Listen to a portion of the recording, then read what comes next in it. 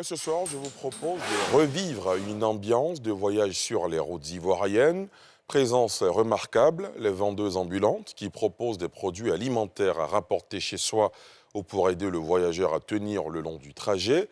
Profitant de l'escale des cars ou véhicules de tout type, ces vendeurs à la criée pour la plupart des femmes, elles, et se battent pour avoir le plus grand nombre de clients, une activité rentable pour beaucoup, comme vous le verrez dans ce sujet de Nadia Eja et Rikimo.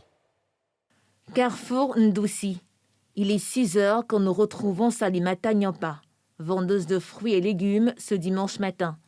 Tous les jours, cette brave dame se réveille aux environs de 4 heures du matin, exécute ses tâches ménagères avant de s'approvisionner pour son commerce. Il va banane douce, banane foutou, tous les fruits là, il vend. Et moi, je s'en va jusqu'à Tigé, parler pour venir vendre. Grâce à ce métier qu'elle exerce depuis une dizaine d'années, Salimata subvient aux besoins de sa famille. Nous, on vend comme ça là. Si l'enfant est malade, on s'en va soigner. L'enfant s'en va à l'école aussi, on fait toutes les dépenses. En tout cas, nous vendons ici là, c'est bon. Ça marche bien même. Un business rentable dans lequel s'est également investi Alima, après avoir entrepris sans grand succès la vente de papier mouchoir et d'eau en sachet. Pour elle, le choix de ce commerce ne se limite pas qu'à la seule rentabilité. Là, c'est mieux que les autres. Au marché aussi, il n'y a pas de coin pour faire. Donc, si tu es moi ici devant dans ma cour. Quand tu es à la maison aussi, tu es à côté des portes. Donc, tu peux travailler dedans et puis tu fais un peu devant. Et dans cette ville Carrefour, le commerce en bordure de route est aussi une affaire de famille. Il y a une place, il y a l'orange, il y a les fruits, là, il y a les bananes.